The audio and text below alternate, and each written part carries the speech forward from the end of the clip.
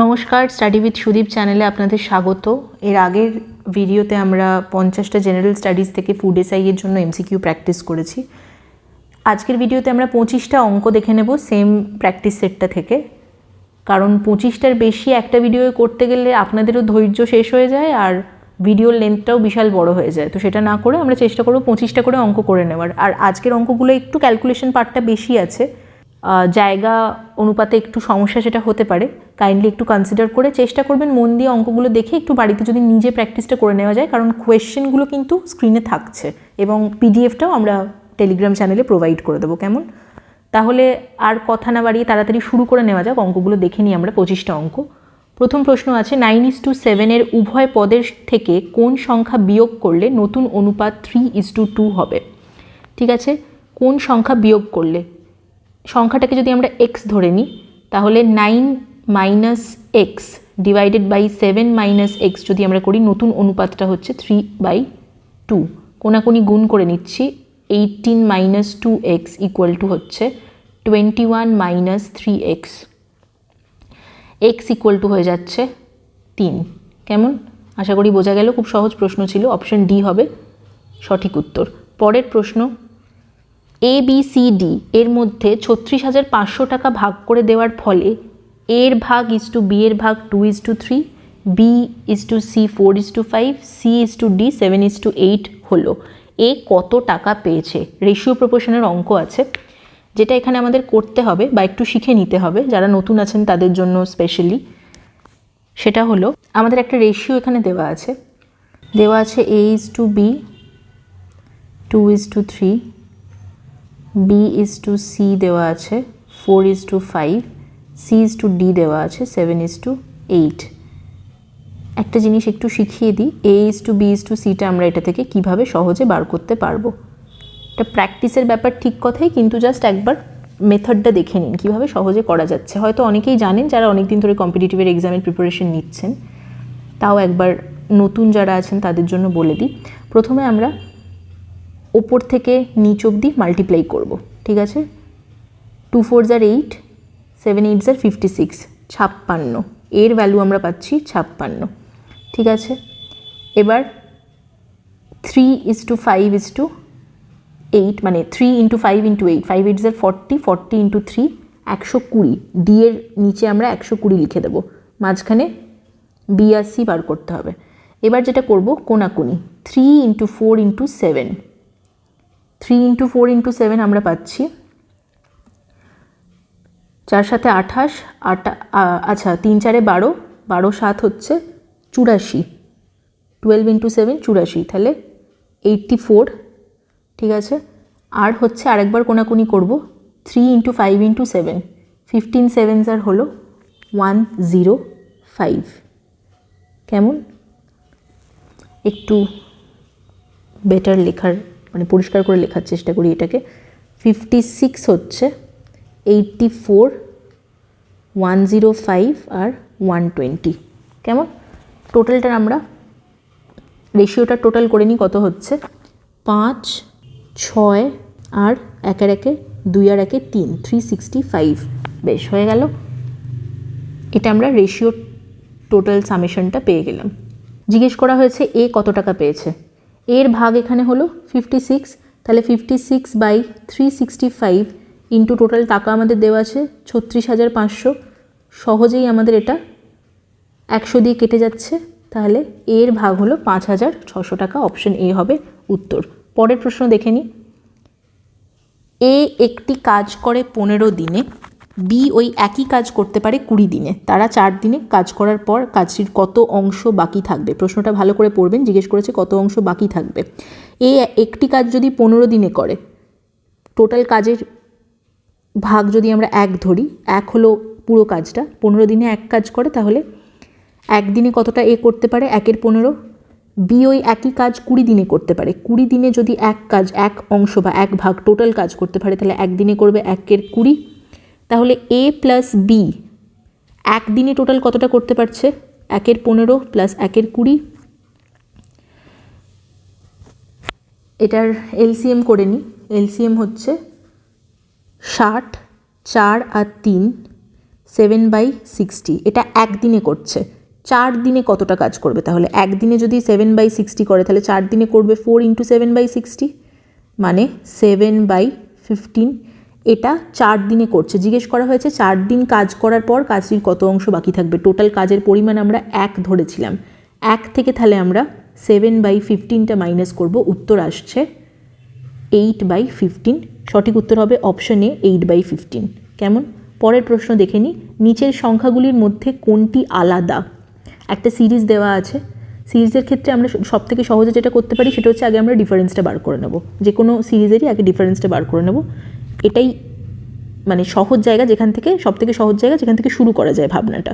তাহলে এখানে ডিফারেন্স হচ্ছে 5, পরেরটা হচ্ছে 8, তারপরেরটা হচ্ছে 11, তারপরের ডিফারেন্সটা হচ্ছে 15, তারপরে ডিফারেন্সটা দেখছি 63 - 47 হচ্ছে 16, তাই তো? হ্যাঁ 16, পরেরটা হচ্ছে 20। দেখুন তো ডিফারেন্সের মধ্যে এটা 3, এটা 3, এটা 4 হয়ে যাচ্ছে। এটা তো 4 হওয়া উচিত ছিল না, 11 + 3 14 হওয়া উচিত ছিল। তার মানে এই সংখ্যাটা এখানে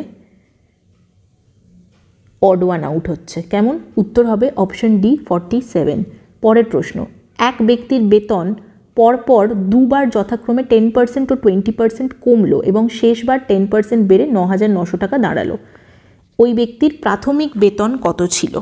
বেশ, তাহলে আমরা প্রাথমিক বেতন যদি 100 ধরি, তাহলে 10% কমে সেটা 90 টাকা হলো প্রথমে। তারপর আবার বলছে 20% কমেছে। তাহলে 90 এর 20% কত হচ্ছে?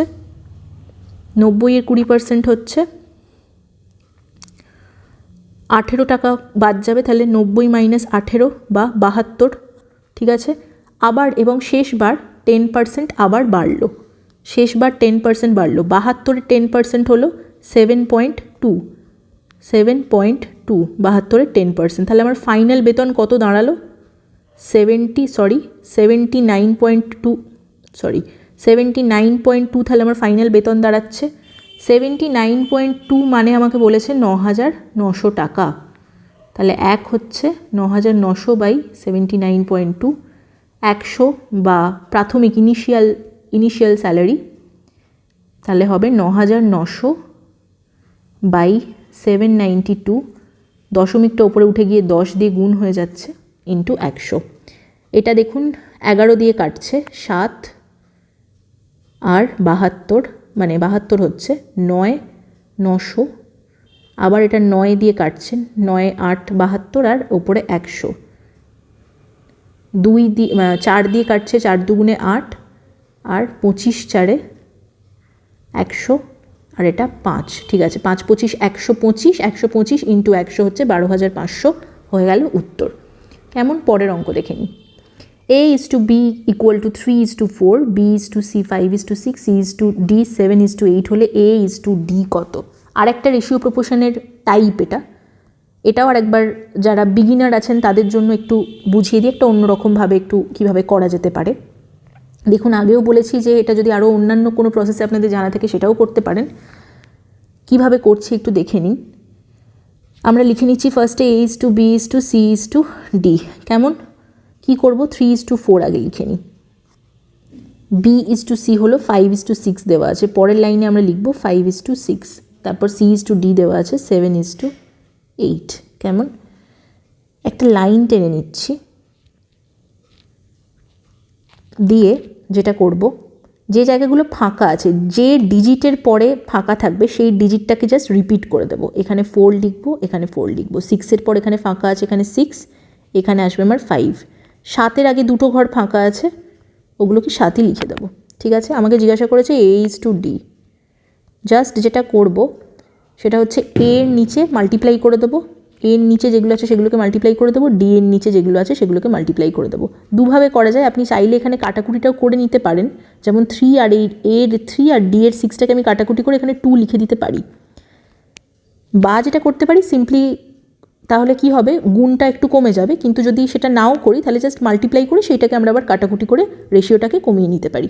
তাই তো? তাহলে আমরা যেটা করছি এখানে 3 আর এই 6টাকে কেটে 2 করে দিচ্ছি, তাহলে এখানে 1 হচ্ছে, তাহলে 5 1s are 5, 5 7s are 35, 35 is to D কত হচ্ছে, 2 4s are 8, 8 8s are 64, উত্তর হচ্ছে A is to D হবে 35 is to 64। এখানে যে কোনো রেশিও আপনাকে জিজ্ঞেস করে নিন, এইভাবে করে নিতে পারেন, কেমন? উত্তর হয়ে যাচ্ছে 35 is to 64। পরের প্রশ্ন, একটি রম্বাসের পরিসীমা 146 সেন্টিমিটার, পরিসীমা হলো পেরিমিটার, কর্ণ 55 সেন্টিমিটার, রম্বাসটির অপর কর্ণের দৈর্ঘ্য এবং ক্ষেত্রফল কত? একটু বড় ক্যালকুলেশনের অঙ্ক আছে, ক্যালকুলেশনের জন্য আমরা ডান দিকটা একটু ছেড়ে রাখি, এখানে রম্বাসটা একটু দেখিয়ে দিই। এই হলো আমার রম্বাস, কেমন? এই দুটো তার কর্ণ বা ডায়াগোনাল। এ সাইড ধরবো, আমরা জানি রম্বাসের ডায়াগোনালগুলো 90 ডিগ্রিজে ইন্টারসেক্ট করে। আমার একটা ডায়াগোনালের লেন্থ দেওয়া আছে আর পেরিমিটার দেওয়া আছে, একটা সাইডকে যদি এ ধরি তাহলে পেরিমিটার হচ্ছে 4A,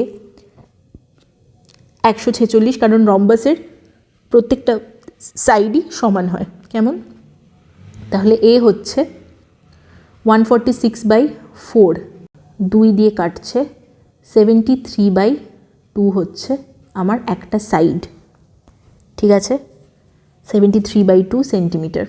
বেশ, জিজ্ঞাসা করেছে রম্বাসটির অপর কর্ণের দৈর্ঘ্য কত। দেখুন একটা জিনিস, এইটার এই কর্ণটার লেন্থ আমাকে দিয়ে দিয়েছে, আমাকে এই ডায়াগোনালটা বার করতে হবে। এই ডায়াগোনালটা বার করতে হলে আমাকে অ্যাটলিস্ট এইটুকুটা আগে বার করতে হবে। এইটা আমরা কীভাবে বার করব? সেই পাইথাগোরাস থিওরাম দিয়ে বার করতে হবে আমাদেরকে, যেহেতু এটা 90 ডিগ্রিজ ইন্টারসেক্ট করছে। তাহলে 55, এইটা হলো 55, এই টোটালটা হলো 55, তাহলে 55-এর হাফ, 55-এর হাফ আর 73/2 হলো আমার একটা সাইড, ঠিক আছে? সিম্পলি আমরা পিথাগোরাসটা ইউজ করে নিই। কীভাবে করছি? এইটুকুটা হবে √/a² মাইনাস ডায়াগোনাল যদি d² বলি তাহলে 55/2। 55/2 কেন করলাম আশা করি বুঝতে পারলেন। টোটাল ডায়াগোনালটা যদি 55 হয় তাহলে ইন্টারসেক্ট করে ডায়াগোনালগুলো একদম মাঝখানটায়, তাহলে 55-এর অর্ধেকটাই আমার একটা ট্রায়াঙ্গেলের সাইড হচ্ছে, যদি আমরা এটাকে একটা রাইট অ্যাঙ্গেল ট্রায়াঙ্গেল ধরে নিই এইটুকু অংশটাকে, কেমন?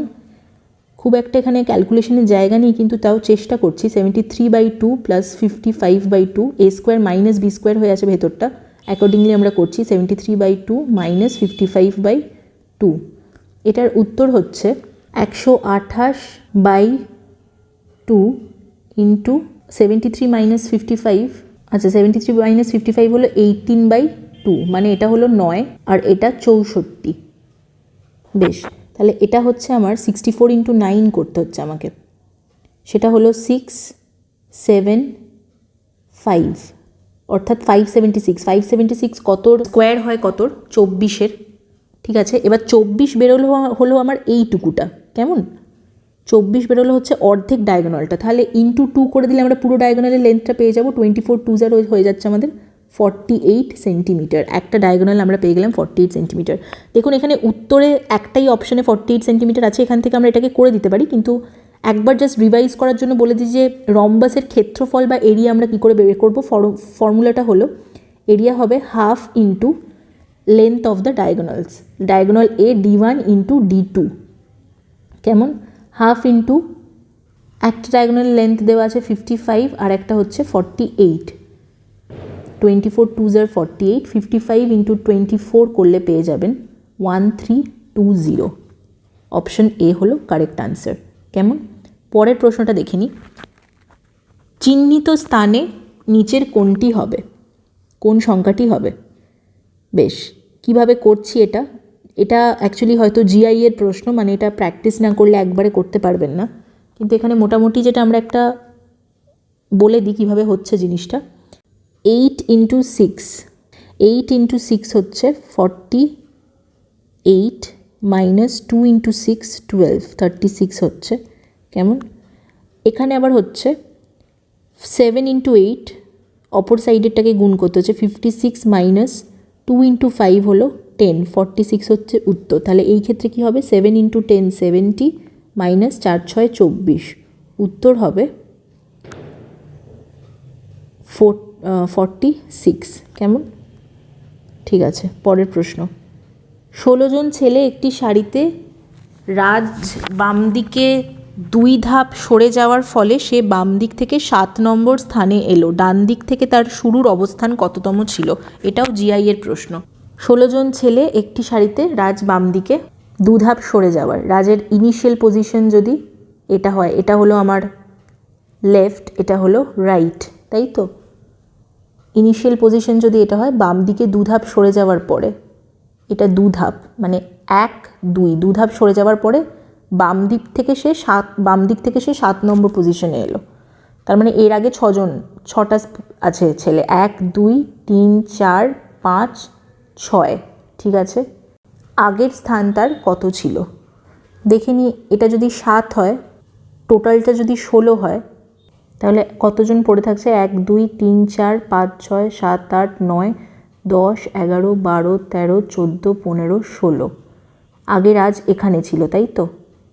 তাহলে আগে কত নম্বরে ছিল?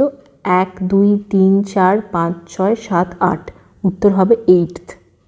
পরের প্রশ্ন দেখে নিই। 40% সিরাপ যুক্ত শরবতের সঙ্গে 60% সিরাপ যুক্ত শরবত কী অনুপাতে মিশ্রিত করলে নতুন মিশ্রণের সিরাপের পরিমাণ 55% হবে? জাস্ট মিক্সচারের প্রশ্ন দেওয়া আছে। এটা আগের একটা পিওয়াইকিউতে সম্ভবত আমরা এরকম প্রশ্ন একটা করেছি। মাঝখানে 55 লিখে নেব, দুদিকে 40 আর 60 লিখে নেব। সিম্পল ডিফারেন্সগুলোকে বার করব। এটা হয়ে যাচ্ছে 5, এটা হয়ে যাচ্ছে 15। 5:15 বা 1:3 হবে উত্তর, অপশন বি। পরের প্রশ্ন। এক ব্যক্তি 4,400 টাকা 2টি অংশে ভাগ করে 5% এবং 8% সুদের হারে ব্যাংকে রাখলেন। 3 বছর পর মোট 840 টাকা সুদ হলে 8% হারে কত টাকা জমা রেখেছিলেন? এটাকে এক্স ধরে করে নিতে পারি, কিন্তু তার আগে আমাদের যেটা বুঝতে হবে যে 3 বছর পর মোট সুদ যদি 840 টাকা হয়, 3 বছর পর মোট সুদ যদি 840 টাকা হয়, 1 বছরে সুদ কত ছিল? 1 বছরে সুদ ছিল, এবার আপনারা জিজ্ঞেস করতে পারেন কেউ হয়তো যে আমি 1 বছরে সুদটা কেন বার করছি? এই 840টাকে মানে সংখ্যায় কমানোর জন্য, যাতে আমার ক্যালকুলেশনটা ইজি হয়, সেই জন্য আমি 1 বছরে সুদটা বার করে নিচ্ছি। কেমন? এটা হবে 3 দুগুণে 6, 280 টাকা হলো 1 বছরের সুদ আমার। 1 বছরে 5% এবং 8%-এর সুদ, তাহলে 8% যেহেতু আমাকে বার করতে বলেছে, 8% কত টাকা রেখেছিলেন আমি এক্স ধরে নিচ্ছি। তাহলে 8%-এ এক্স টাকা 8%-এ ইনভেস্ট করেছিলেন 1 বছরের জন্য, 8x/100 প্লাস 4,400 মাইনাস এক্স, এই পরিমাণটা উনি তাহলে 5% রেটেতে 5% পার অ্যানাম রেটে ইনভেস্ট করেছিলেন। তাহলে 5/100 ইকুয়াল টু আমার হচ্ছে 1 বছরের সুদ হলো 280। কেমন? 100 দিয়ে দুদিকটাকে মাল্টিপ্লাই করে দিচ্ছি, তাহলে 100গুলো উঠে যাচ্ছে। 8x প্লাস 22,000 টাকা মাইনাস 5x হয়ে যাচ্ছে আমার, আরও 2 শূন্য বেড়ে গেল। কেমন? তাহলে 3x হচ্ছে আমার 28,000 মাইনাস 22,000, সেটা হলো 6,000 টাকা, এক্স হয়ে যাচ্ছে 2,000। কেমন? উত্তর হবে অপশন সি। পরের প্রশ্নটা পড়ে নিই আগে আমরা পুরোটা। তামা ও দস্তার মিশ্র ধাতুতে 40% তামা আছে, ঠিক আছে? এরূপ 60 কেজি 60 কেজি মিশ্র ধাতুতে আরও কতটা তামা মেশালে 60 কেজি মিশ্র ধাতুতে আরও কতটা তামা মেশালে তামার পরিমাণ 46% হবে, ঠিক আছে? 46% হবে। কিভাবে করব আমরা অঙ্কটা? বলা আছে তামা ও দস্তার মিশ্র ধাতুতে 40% তামা আছে। আচ্ছা, তামা যদি 40% হয়, তাহলে দস্তা আমার 60% আছে, ঠিক আছে? এরূপ 60 কেজিতে, তাহলে আমরা দেখে নিই আগে 60 কেজিতে তামা কতটা আছে। 60 কেজিতে তামা কতটা হবে?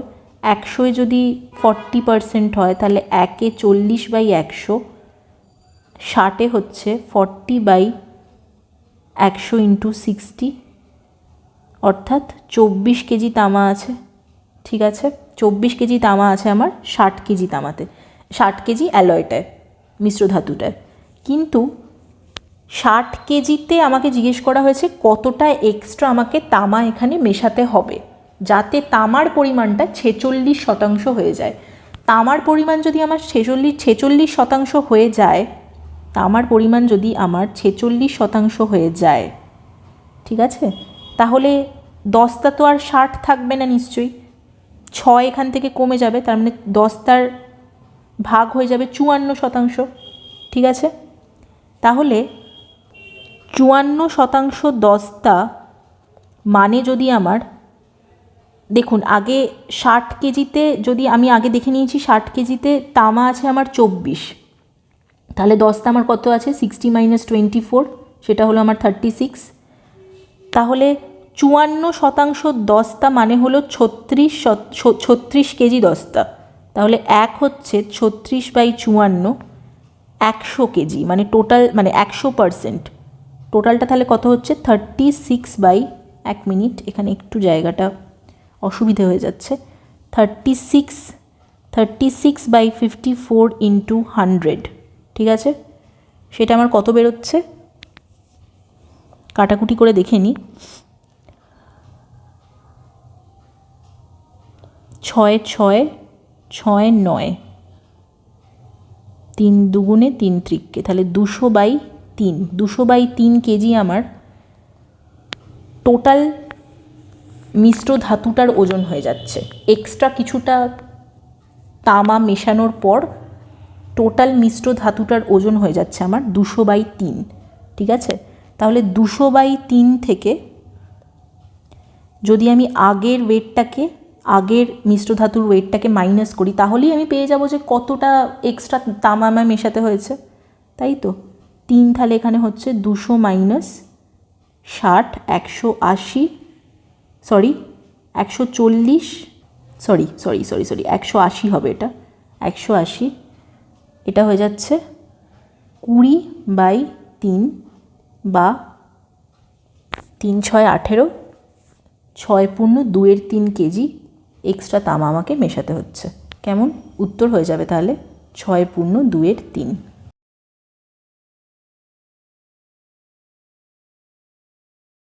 পরের প্রশ্ন দেখে নিই। একটি বাক্সে 1 টাকা ও 50 পয়সা মিলিয়ে মোট 52টি মুদ্রা আছে, তাদের মূল্যের অনুপাত যদি 3:5 হয়, তাহলে 50 পয়সার মুদ্রার সংখ্যা কত?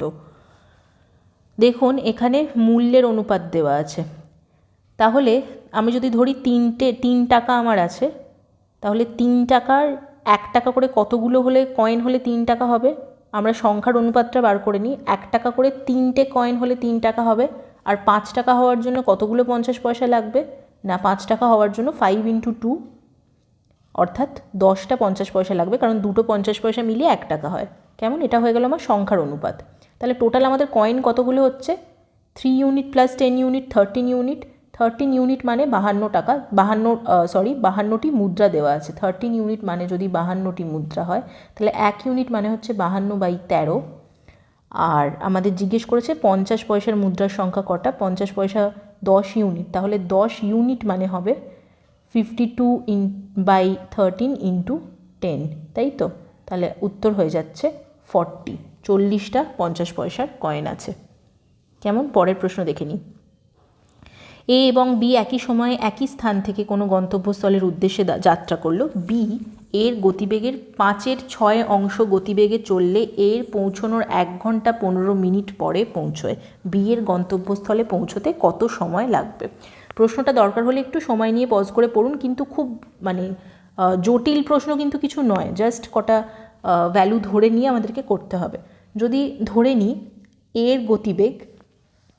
এর গতিবেগ ধরে নিচ্ছি, জায়গার একটু অভাব হয়ে গেছে এখানে, চেষ্টা করি। এর গতিবেগ যদি আমি ধরে নিই d km/h, ঠিক আছে, আমাকে বলেছে তাহলে বি এর গতিবেগ হচ্ছে 5/6 d। ডিস্টেন্স একই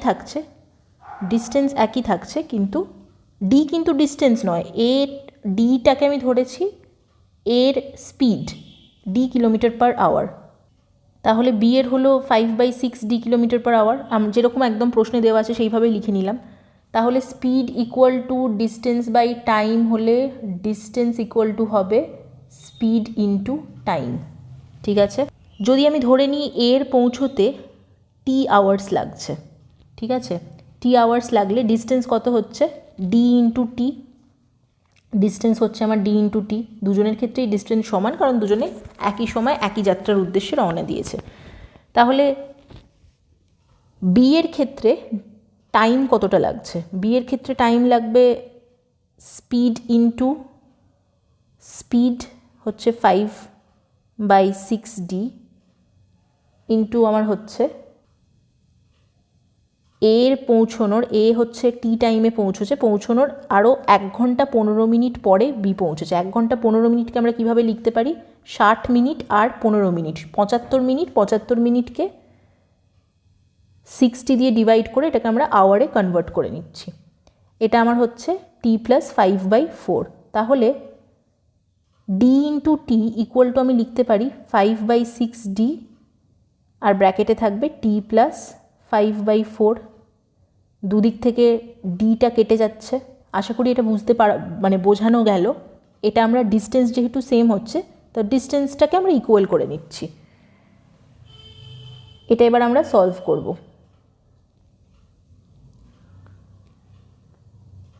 6t ইকুয়াল টু আমার হচ্ছে 5t প্লাস 25/4, বা এখান থেকে t ইকুয়াল টু বেরোচ্ছে আমার 25/4।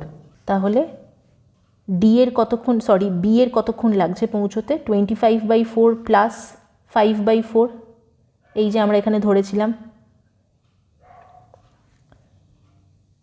টি এর ভ্যালু হচ্ছে টি প্লাস 5/4 ছিল, তাহলে টি এর ভ্যালু হচ্ছে 25/4 প্লাস 5/4, বা এটাকে 30/4ও বলা যেতে পারে। 30/4 বা 15/2। 15/2 মানে হচ্ছে 7 ঘন্টা আর 30 মিনিট, তাই তো? উত্তর হবে অপশন সি। পরের প্রশ্ন, 250 মিটার দৈর্ঘ্যের একটি ট্রেন একটি টেলিগ্রাফ পোস্ট অতিক্রম করতে যে সময় নেয় 350 মিটার সেতু অতিক্রম করতে 42 সেকেন্ড বেশি সময় নেয়। ট্রেনটির গতিবেগ কত? এখানে আমাদের সমস্যা হয়ে যাচ্ছে স্পেসটার। যাই হোক, আমি তাও চেষ্টা করছি। আমি যদি ট্রেনটির গতিবেগকে এস ধরে নিই, ট্রেনের স্পিডটাকে যদি এস ধরে নিই, ঠিক আছে, 250 মিটার দৈর্ঘ্যের একটি ট্রেন, টেলিগ্রাফ পোস্ট, দণ্ডায়মান ব্যক্তি, টেলিগ্রাফ পোস্ট, সমস্তটাই আমাদের সময় লাগবে। তাহলে কি? স্পিড হচ্ছে ডিস্টেন্স বাই টাইম, তাহলে টাইম হচ্ছে ডিস্টেন্স বাই স্পিড, তাই তো? টাইম হচ্ছে ডিস্টেন্স বাই স্পিড মাইনাস আমাদের বলেছে 350 মিটার সেতু অতিক্রম করতে 42 সেকেন্ড বেশি সময় নেয়। 42 সেকেন্ড বেশি সময় নেয়, তার মানে দুটোর সময়ের ডিফারেন্স হচ্ছে 42 ইকুয়াল টু 42টা আমি লিখে দিতে পারি আগে। এবার আমি দেখে নিই যে 350 মিটার সেতুটা অতিক্রম করতে সময় কতটা লেগেছিল। সেখানে তাহলে ডিস্টেন্স হবে সেতুর লেন্থ প্লাস ট্রেনের লেন্থ ডিভাইডেড বাই হচ্ছে স্পিড। আবার আমার স্পিড হলো, ঠিক আছে। এবার এটা ক্যালকুলেশন করে দেখুন, এখান থেকে 250গুলো কেটে যাবে, মাইনাস হয়ে যাচ্ছে বলে। তাহলে এটা দাঁড়াচ্ছে আমার, এসটাও এইদিকে চলে যাচ্ছে। যেহেতু আমার জায়গার এখানে একটু অভাব আছে, তাই আমি একদম ডিরেক্ট লিখে দিচ্ছি। 42s ইকুয়াল টু হয়ে যাচ্ছে আমার 350।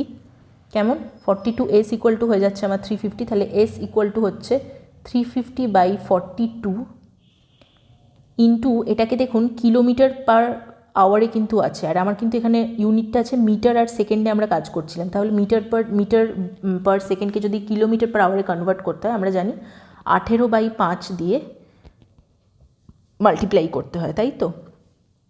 বেশ, তাহলে 18/5 দিয়ে যখন করতে হচ্ছে, এটা হচ্ছে 70, 7 6 42, 7 10, 9 3 3 9, 30 কিলোমিটার পার আওয়ার হয়ে যাচ্ছে আমার উত্তর। কেমন? সহজেই ছিল। পরের প্রশ্নটা, স্থির জলে এক ব্যক্তির ঘন্টায় 10 কিলোমিটার বেগে সাঁতার কাটতে পারে। এক ব্যক্তি ঘন্টায় 10 কিলোমিটার সাঁতার কাটতে পারে স্থির জলে, কিন্তু স্রোতের প্রতিকূলে মানে হচ্ছে আপস্ট্রিম, কেমন, অনুকূল হচ্ছে ডাউনস্ট্রিম, প্রতিকূল হচ্ছে আপস্ট্রিম বা মানে এগেনস্টে, একই দূরত্ব অতিক্রম করতে তার 5 গুণ বেশি সময় লাগে। ঠিক আছে, নদীর স্রোতের বেগ কত? বেশ, স্থির জলে 10 কিলোমিটার পার আওয়ার, যদি ঘন্টায় 10 কিলোমিটার মানেই হচ্ছে 10 কিলোমিটার পার আওয়ার হচ্ছে তার স্পিড। ঠিক আছে, আচ্ছা 5 গুণ যদি বেশি সময় লাগে, ঠিক আছে 5 গুণ যদি বেশি সময় লাগে, তাহলে স্রোতের প্রতিকূলে ওই ব্যক্তির স্পিড কত হবে? 5 গুণ বেশি সময় লাগছে, 10/5 হয়ে যাচ্ছে, 2 কিলোমিটার পার আওয়ার হয়ে যাচ্ছে স্রোতের প্রতিকূলে স্পিড, মানে আপস্ট্রিম স্পিড হয়ে যাচ্ছে 2 কিলোমিটার পার আওয়ার। নদীর স্রোতের বেগ তাহলে আমরা কী করে বার করব? না স্টিল ওয়াটারে তার স্পিড মাইনাস আপস্ট্রিমে তার স্পিড ইকুয়াল টুই আমরা পেয়ে যাব নদীর স্রোতের স্পিড বা speed of the stream 8 kilometre per hour. খুব সহজ অঙ্ক ছিল, উত্তর হবে option C 8 kilometre per hour. এরপরে দিয়েছে নিচের জ্যামিতিক চিত্রে কয়টি ত্রিভুজ আছে খুঁজে বের করুন, একটা জিআই এর প্রশ্ন। এটার উত্তর হবে, আমি উত্তরটা বলে দিচ্ছি, আপনারা পরে এটা একটুখানি ফিগারটা নিজে খাতায় বানিয়ে দেখে নিতে পারেন। উত্তর হবে 16। তাও একবার চেষ্টা করি কী করে 16 হচ্ছে, একবার দেখে নিই। বড়টা হচ্ছে একটা, গোটা ত্রিভুজটা একটা। এবার এখান থেকে আমরা দেখতে পাচ্ছি 2 নম্বর, 3 নম্বর, 4, এই একটা, 5, 6, বেশ 6 হলো। তারপর 7, 8, 9, 10, 11, 12, 13, 14, ঠিক আছে, আর হচ্ছে 15, এইভাবে একটা ত্রিভুজ দেখতে পাচ্ছি, আর 16টা টোটাল ত্রিভুজ আমাদের এটাতে আছে। এগুলো প্র্যাকটিস না করলে একবারে একটু করা সমস্যা আছে ব্যাপারটা। পরের প্রশ্ন, দুটি সংখ্যার অনুপাত 5:4, সংখ্যা দুটির উভয় পদের সঙ্গে 2 যোগ করলে নতুন অনুপাত হয় 6:5। ঠিক আছে, সংখ্যা দুটি কী কী? এখানে জায়গার একটু অভাব আছে, আমি মোটামুটি আপনাদের বলে দিচ্ছি, আপনারা একটু নিজে সলভ করে নিতে পারেন এটা। এখান থেকে এক্সের ভ্যালু বেরোবে 2, কেমন, এক্সের ভ্যালু যদি 2 বেরোয় তাহলে নাম্বার দুটো আমার হচ্ছে 10, 5 × 2 10, আর 4 × 2 8। এই ইকুয়েশনটা সলভ করলে আমার এখানে জায়গার আমি পাচ্ছি না বলে আমি করতে পারছি না, আপনারা এইটুকুটা করে নেবেন একটু। এটা হচ্ছে 5 × 2 10, আর আরেকটা সংখ্যা হবে 4 × 2 8। কেমন, পরের অঙ্কটা দেখি। পরের অঙ্কটা হলো 9195 টাকা ABCর মধ্যে কিভাবে ভাগ করলে এবং তাদের প্রাপ্ত টাকা থেকে যথাক্রমে 45, 60 ও 90 টাকা নিলে বাকি টাকার অনুপাত 2:3:4 হবে। আচ্ছা, বাকি অর্থটা আগে আমরা কতটা টাকা, মানে এই টাকাগুলো মাইনাস করে কতটা টাকা হচ্ছে সেটা আগে করে নেব। কিভাবে করব না, 9195 মাইনাস কতটা করে বাদ দিতে বলেছে দেখে নিই, 45 প্লাস 60 প্লাস 90। এটা ক্যালকুলেট করে দেখবেন, এটা ক্যালকুলেট করে হচ্ছে এটা হচ্ছে 9 6 150, 150 আর 45 195, মানে 195 9195 থেকে বাদ দিলে উত্তর হচ্ছে 9000। ঠিক আছে, 9000 টাকা হচ্ছে বাদ দিয়ে হচ্ছে। তাহলে এর মোট অর্থ কত? আমাদেরকে এই সবকটারই অনুপাত, মানে সবকটারই অর্থ জিজ্ঞেস করছে, কত কত ভাগ হচ্ছে টাকাটা। তো এটা হলো বাদ দিয়ে, তাহলে কত করে বাদ দিয়েছি এর ক্ষেত্রে, বাদ মানে এর ক্ষেত্রে তাহলে মোট অর্থ হচ্ছে 45 প্লাস 9000-এর ওপরে, 9000-এর ওপরে হচ্ছে আমার এর ভাগ আছে 2, আর টোটাল হচ্ছে 9, তাই তো? তাহলে এর দাঁড়াচ্ছে উত্তর 2045। দেখুন এখানে অপশানে একটাই 2045 আছে, যদি আরও এরকম অপশান দেখে আমরা এটা মার্ক করে দিতে পারছি, বাকিগুলো আর করছি না। কিন্তু যদি একই 2045 যদি অন্য আরেকটা অপশানে থাকতো তাহলে আমাকে সেকেন্ডটাও করতে হতো। কেমন, বাকিগুলো এইভাবে বার করে নেওয়া যাবে। এটা এ যেহেতু, তাহলে বিটাও আমি সেমভাবে বার করব। বি হবে হচ্ছে 60 প্লাস 60 প্লাস 9000 ইন্টু 3 হচ্ছে বি এর শেয়ার, 3/9 করতে হবে, সেটার যা ভ্যালু বেরোবে সেটা করে হয়তো 3060 মতন হবে। এইভাবে আমরা সিটাও করে নিতে পারবো। ঠিক আছে, পরের প্রশ্ন, দুটি সংখ্যার অনুপাত 6:7, প্রথমটির বর্গের সঙ্গে 10 যোগ এবং দ্বিতীয়টির বর্গের সঙ্গে 42 বিয়োগ করলে প্রাপ্ত ফল সমান হয়। সংখ্যা দুটি কী কী? সংখ্যার অনুপাত দিয়ে দিয়েছে 6:7, তাহলে ফার্স্টটাকে যদি আমরা 6x ধরে নিই, আমাদের বলছে প্রথমটির বর্গের সঙ্গে, প্রথমটির স্কোয়ারের সঙ্গে যদি 10 যোগ করি, প্রাপ্ত ফলটা হবে 7x স্কোয়ার মাইনাস 42 করলে, ঠিক যেরকম প্রশ্নে লেখা থাকবে সেইভাবেই আমরা করব। এবার এটাকে জাস্ট সলভ করতে হবে। আচ্ছা, 7x square minus 6x square করে দিচ্ছি, তাহলে a স্কোয়ার মাইনাস b স্কোয়ারের ফর্মুলা আমরা জানি a plus B into A minus B, a plus B into A minus B, আর এদিকে আমার হয়ে যাচ্ছে 52, তাই তো? এদিকে আমার হয়ে যাচ্ছে 52। বেশ, তাহলে হচ্ছে এদিকে হচ্ছে 13x square equal to 52, x square equal to হয়ে যাচ্ছে 4, এক্স ইকুয়াল টু হয়ে যাচ্ছে আমার 2। তাহলে সংখ্যা দুটো হচ্ছে 6 ইন্টু 2 12 আর 7 ইন্টু 2 14, অপশন সি। কেমন? পরের প্রশ্নটা দেখে নিই। পরের প্রশ্নটা হচ্ছে 1 থেকে 20 পর্যন্ত বিজোড় স্বাভাবিক সংখ্যার বর্গের গড় কত? এটা একটা বলে দিই আপনাদেরকে, এটার একটা ফর্মুলা আছে, যে কোনো কম্পিটিটিভ এক্সামের বইতেই সেটা পেয়ে যাবেন, অঙ্কের বইতে। সেই ফর্মুলাটায় আমরা জাস্ট ভ্যালুটা পুট করব, পেয়ে যাব। কেমন? ফর্মুলাটা হচ্ছে, আচ্ছা, 1 থেকে 20-র মধ্যে বিজোড় সংখ্যা কতগুলো আছে? জোড় সংখ্যা 10টা, বিজোড় সংখ্যা 10টা। তাহলে n, ফর্মুলাটা একটু লিখে দিই এখানে, n 2n plus 1, 2n minus 1 divided by 3 হয়, মানে টোটালটা কিন্তু ডিভাইডেড বাই 3 হবে। এখানে n এর ভ্যালু 10 বসিয়ে দেখে নিতে পারেন, উত্তরটা সম্ভবত, আচ্ছা, বর্গের গড় কত জিজ্ঞেস করেছে।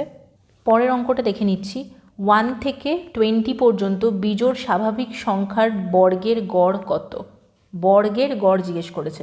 আচ্ছা, বর্গের একটা মানে সামেশনের কিন্তু একটা ফর্মুলা আছে, ফর্মুলাটা যে কোনো কম্পিটিটিভ এক্সামের বইতেই আপনারা পেয়ে যাবেন। সেটা হচ্ছে n into 2n plus 1 into 2n minus 1 divided by 3। এইটা করলে আমরা বর্গ মানে টোটালটা পাবো।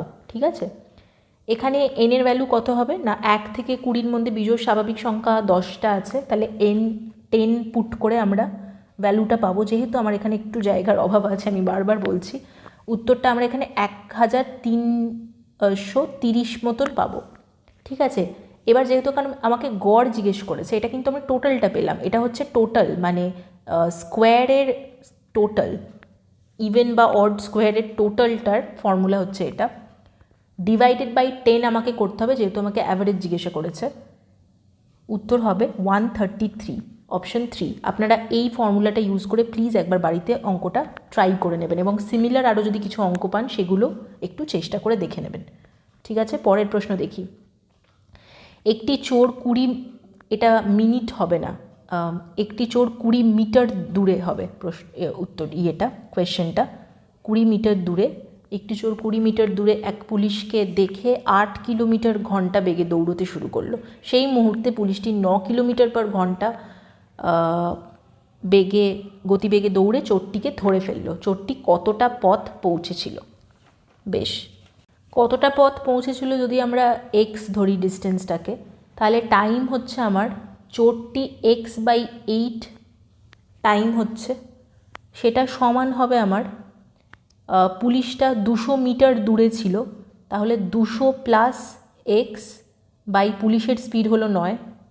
ঠিক আছে, এবার এখান থেকে জাস্ট এক্সটাকে সলভ করব।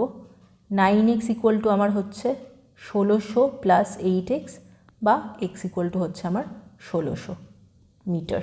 ঠিক আছে, আচ্ছা, এবার একটা প্রশ্ন হয়তো আপনাদের আসতে পারে যে কিলোমিটার পার আওয়ার আছে, এদিকে মিটার আছে, আমি কীভাবে করছি জিনিসটা। দেখুন এখানে 8 আর 9 আছে, তো তো এটাকে যদি আমি মিটার পার সেকেন্ডে করি তাহলে 5/18 দিয়ে আমি মাল্টিপ্লাই করতে হচ্ছে দুদিকে, সুতরাং ওটা তো এমনিই কেটে যাচ্ছে, ওটা ম্যাটার করছে না। সুতরাং ওইভাবে আমি জাস্ট 8 আর 9 ধরেও করে দিতে পারলাম এটা। কেমন? পরের অঙ্কটা, এক ব্যক্তি তার আয়ের 10% সঞ্চয় করেন, তার আয় 10% কমলেও যদি সঞ্চয়ের পরিমাণ একই থাকে তবে তার শতকরা খরচ কত কমবে? আয়ে 10% সঞ্চয় করেন, আয় যদি 100 হয়, সঞ্চয় করছেন 10 টাকা, ঠিক আছে? তাহলে আমার এক্সপেন্ডিচার বা ব্যয় কত হচ্ছে? 90। বেশ, আচ্ছা, এবার বলছেন তার আয় 10% যদি কমেও যায়, তাহলে 100 টাকার 10% যদি কমে যায়, যদি আমার এখন আয় 90 হয়, যদি সঞ্চয়ের পরিমাণ আমার একই থাকে, সঞ্চয়ের পরিমাণ আমার 10ই থাকছে, তাহলে আমার এক্সপেন্ডিচার কত হচ্ছে? 80, 90 - 10 80। তবে তার শতকরা খরচ কত কমবে, পার্সেন্টেজ কতটা তার খরচ কতটা কমেছে বা এক্সপেন্ডিচার কতটা কমেছে। আগে এক্সপেন্ডিচার ছিল 90, এখন এক্সপেন্ডিচার হয়েছে 80, তাহলে কতটা কমেছে? 10 কমেছে। ইনিশিয়াল এক্সপেন্ডিচার ছিল আমার 90 × 100, তাহলে হচ্ছে 100/9 বা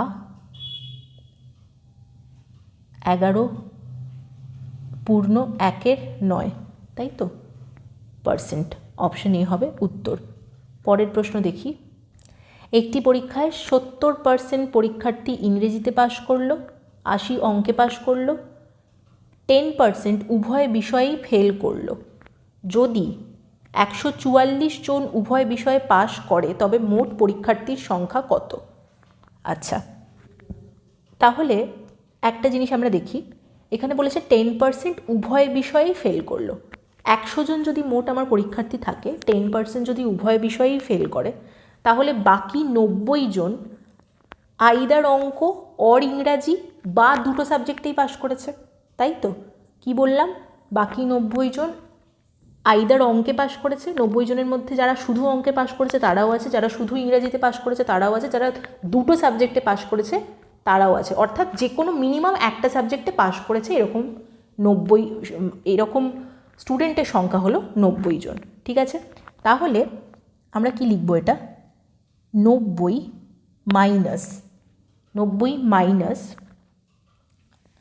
মাইনাস কেন করছি? আমরা এখান থেকে বার করব যে উভয় বিষয়ে পাশ করেছে কতজন। 90 মাইনাস যারা শুধু ইংরেজিতে পাশ করেছে 70 প্লাস যারা শুধু অঙ্কে পাশ করেছে হলো 80, তাই তো? এটা আমার দাঁড়াচ্ছে 90 - 150 = হচ্ছে 60। এবার এটা তো আমার যেহেতু স্টুডেন্ট নেগেটিভ টার্ম হবে না, তাহলে 60 জন মানে হলো 144, মানে 60% মানে হলো 144 জন, তাই তো? তাহলে 1 হচ্ছে 144/60 আর 100 হচ্ছে 100 জন, মানে টোটাল আমি 100% স্টুডেন্ট ধরেছিলাম, তাহলে 144/60 × 100। উত্তরটা আসছে 48 × 5 24, মানে 240 হচ্ছে উত্তর। মোট পরীক্ষার্থীর সংখ্যা তাহলে হলো 240। কেমন? পরের প্রশ্নটা, 25টা প্রশ্ন আজকে আমাদের এই প্রশ্নটা করলে শেষ হয়ে যাবে। এক ব্যক্তি 5 টাকায় 12টা কলা কিনে 5 টাকায় 16টা কলা বিক্রি করলো, শতকরা কত লাভ বা ক্ষতি হলো তার? 12টা কলার দাম 5 টাকা, 5 টাকায় কিনেছে, তাহলে একটা কলার দাম 5/12, এটা হয়ে যাচ্ছে আমার কস্ট প্রাইসের কাজ করছি আমি এখানে। এবার সেল প্রাইস দেখি, 16টা কলা 5 টাকায় বেচলো, একটা কলা তাহলে ক টাকায় বেচলো? 5/16, তাহলে লস কত হচ্ছে আমার?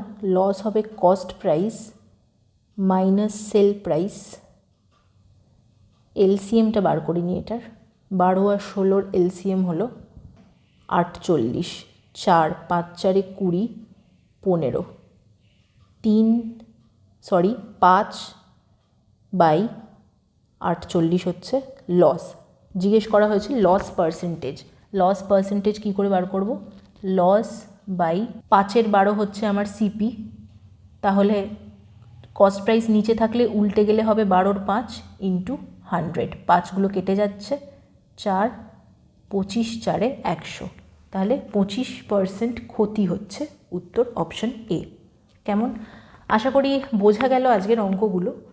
একটু ভেঙে ভেঙেও বোঝানোর চেষ্টা করেছি, যারা প্র্যাকটিস করছেন আলাদা করে আর বসে করার টাইম পাবেন না, তাদের জন্য একটু ভেঙে ভেঙে চেষ্টা করলাম বোঝানোর। আশা করি ভালো লাগলো আজকের ভিডিওটা। যদি ভালো লাগে তাহলে প্রত্যেকবারের মতন একটা লাইক দিয়ে আমাদের একটু উৎসাহ দেবেন। আর বাকি 25টা প্রশ্ন নিয়ে আমরা আবার পরের ভিডিওতে আসব। আর বেশি দিন যেহেতু বাকি নেই, আমি বলবো যে কটা অঙ্ক যেভাবে করা হচ্ছে চেষ্টা করুন বাড়িতে একটু প্র্যাকটিস করার। আর শুধু অঙ্ক করলে হবে না, জেনারেল স্টাডিজটাও আমাদের এমসিকিউগুলো প্র্যাকটিস করতে থাকতে হবে। সেই ভিডিওগুলোও আপনারা সব প্লেলিস্টে গিয়ে চেক করে নিতে পারেন। ভিডিওর ডেসক্রিপশনেও কিছু কিছু লিঙ্কস দেওয়া থাকবে আপনাদের জন্য। আজকের ভিডিওটা ভালো লাগলে বন্ধুদের সাথে একটা শেয়ার করে দেবেন, আর চ্যানেলটি সাবস্ক্রাইব করে আমাদের পাশে থাকুন। ধন্যবাদ। দেখা হচ্ছে পরের ভিডিওতে খুব শীঘ্রই।